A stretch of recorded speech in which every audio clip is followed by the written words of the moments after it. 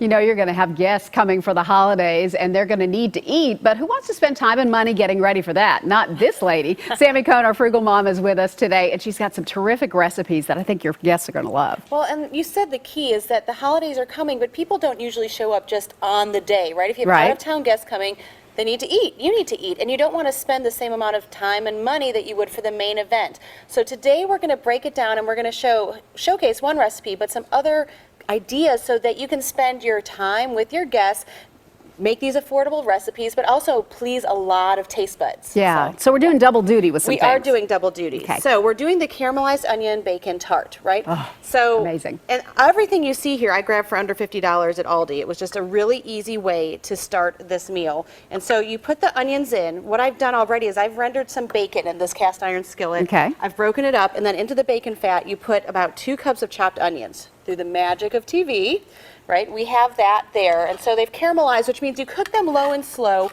for about 20 minutes. Okay, they look fantastic. So super easy.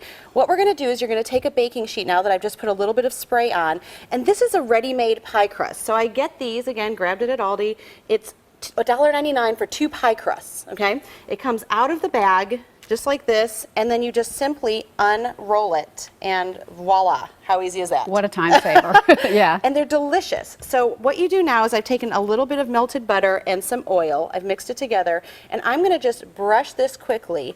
And Meryl, what you're going to do is take the cheese to your right. I've used Swiss cheese because it melts well. I'm actually not a fan of Swiss cheese on its own, but it melds with these flavors so well, and it lets everything highlight. So if you can put the cheese on and leave a little bit of an edge, you want to make sure you leave about 2 inches on the side, and you're just, going to dump it on. Okay. And then after that cheese, and you can do both of them actually, because we like cheese here.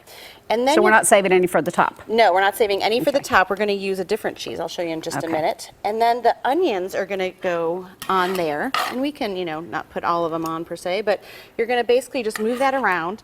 And then what you're going to do, just to season it a little bit, is to give a little bit of salt and pepper. So I do about a ½ teaspoon of salt, pepper, and Italian seasoning on that. And you can put that even directly on the pie crust if you want to have that ready. Yeah. And like I said, this comes with 2 pie crusts, so you can actually make 2 of these, freeze one for later. You could freeze both of them, put them out when you want.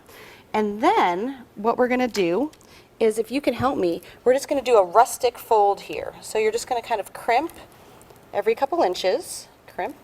There you go. We got it. How simple is that? Right, and pretty, right? And then I'm going to take that same, I'm going to give this to you. This is a Parmesan. You can use Parmesan Romano Asiago. And we're going to just brush this so you get that nice golden color, right? And it's going to go in a 400-degree oven for about 20 minutes. And you just put a couple tablespoons of that shredded cheese over the top. That's beautiful. And that's all you have to do. And so I love that, like I said, it's easy to freeze, or you can stick in the fridge. And what this does is it pairs with some other fall side dishes that I've got on my website. Love really the Brussels easily. sprouts So those there. are the Beyond Compare Brussels sprouts. Again, the same principle we used here, where you cook the bacon, render the fat, cook the onion.